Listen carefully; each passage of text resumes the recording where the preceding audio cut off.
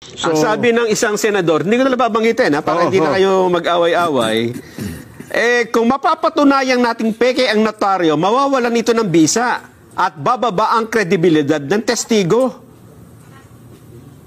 Sinabi ng isang senador. Oh.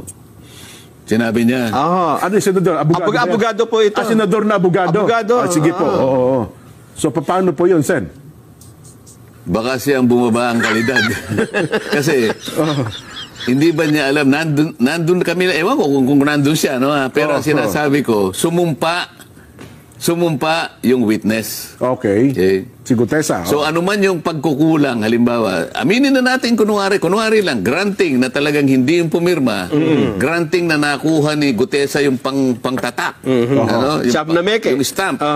Pagkatapos nakuha pa niya yung notarial register na nakatago pati yung mga numero. Makapal na libro, journal yun eh. I-assume natin na alam niya kung saan niya kukunin yung number. Siya yung naglagay, ano? Pagkatapos nakuha niya yung dry seal, at siya yung naglagay ng dry seal. Okay? O, di peki talaga, no? Kaya lang sumumpa nga siya. Humarap siya sa committee. Pagkatapos, binasa niya yung kanyang sworn statement. At pagkatapos nun, in-interpellate siya. Pinagtatanong pa po siya doon. Buong bansa ang nakikinig.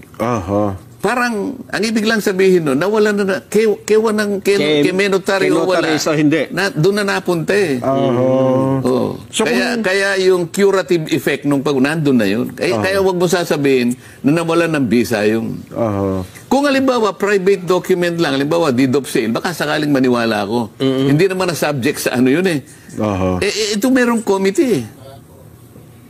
Ayun. Di ba? So kung pumunta doon, halimbawa, natapos po siya ng kanya pinanotaryo, wala rin diferensya yun, Sen. Ano yan? Natapos siya. Walang notaryo. Sinabi nyo, pwede ba yung statement mo, ipanotaryo after na siya humarap sa pagdinig? Oo, kung kakailanganin pa. At para lamang lahat ng nagdududa masatisfy kahit hindi na kailangan. Sige, panotaryo nyo uli. Wala namang problema kung panotaryo mo.